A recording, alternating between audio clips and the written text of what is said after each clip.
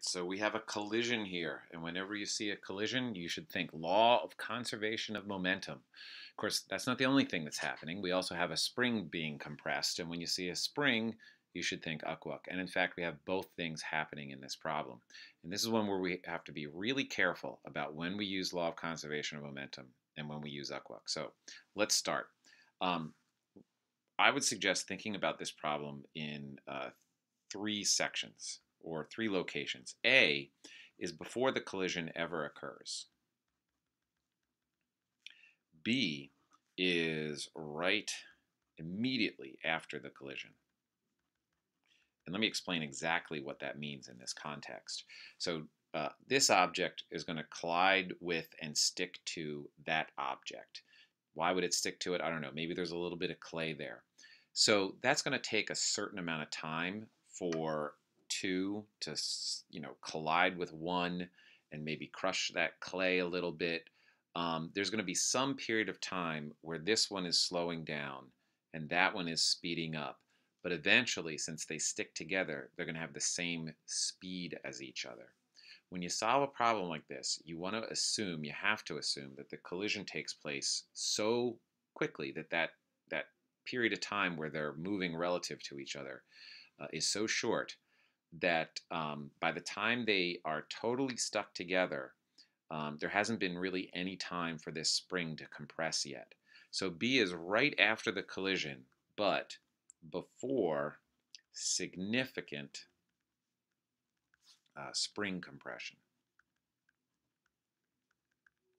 And then C is when the spring is fully compressed. You might recognize this problem. This is basically a ballistic pendulum problem, but not with a pendulum, with a spring.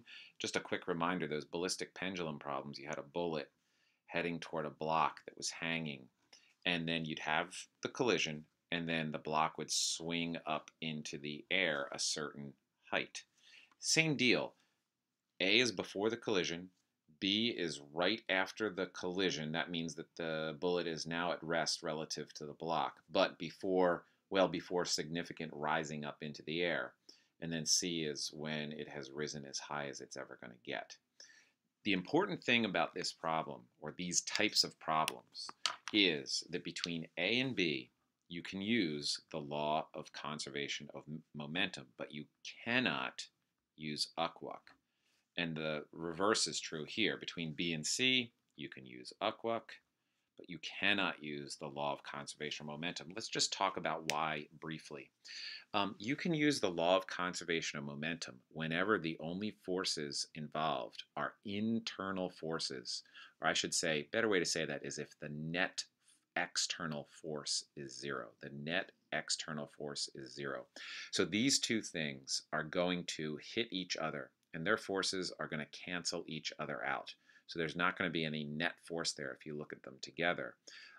That's why we assume that this happens, the collision is done before there's significant spring compression, because the spring would be an external force. But we're assuming that that happens before that significant compression. That's why we can use law of conservation of momentum. We can't use ukwuk because they do exert a force on each other when they collide. And that force doesn't generate any potential energy. The force of the collision doesn't generate any potential energy. So it's a non-conservative force. There's a lot of heat, there's a lot of damage that takes place.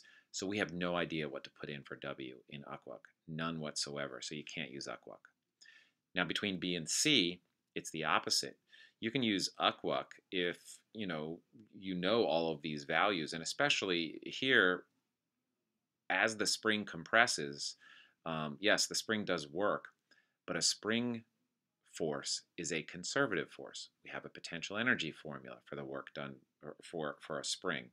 And so there is no work being done by a non-conservative force between B and C. And so the W is zero, and so it's really, really easy to use ukwuk. Now, as I was saying, there is an external force, though. The spring is really attached to the wall, so the spring allows the wall to be exerting a force on these two. And so their momentum is not going to be conserved. Their momentum is going to be slowed down by that external force of the wall. All right, so anyway, let's get into this. So let me set up the law of conservation of momentum first. So this is between A and B.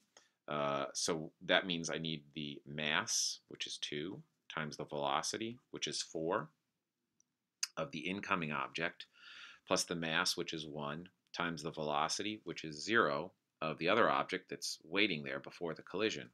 And that is equal to the mass of the 2 kilogram object times its final velocity plus the mass of the 1 kilogram object times its final velocity. Now I didn't use a different variable symbol for these two because they're stuck together. So therefore they have the same velocity. So you can just add those together and get 3v. So ultimately our answer here would be that Vf is equal to 8/3 meters per second. And usually we like to use decimals here, but you know what? I'll just leave it as 8/3 because that's not our final answer. So now let's take a look at between B and C. That's the UCWUC part of this problem. So at B, we have kinetic energy. Well, let me just write it out. U at B plus K at B plus W and C equals U at C plus K at C. So again, B is right after that collision. There's no potential energy yet. The spring hasn't fully compressed or hasn't even begun to compress. There is kinetic energy. We have the two objects stuck together. So the total mass is 3. Their velocity, we just found out, is 8/3. Got to square that.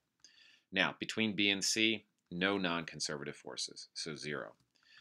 Now, how about at C? Well, the spring is compressed, so there's going to be elastic potential energy, 1/2 K, which is 200, x squared, and we're looking for x. Kinetic energy at C, 0, because momentarily it's fully compressed.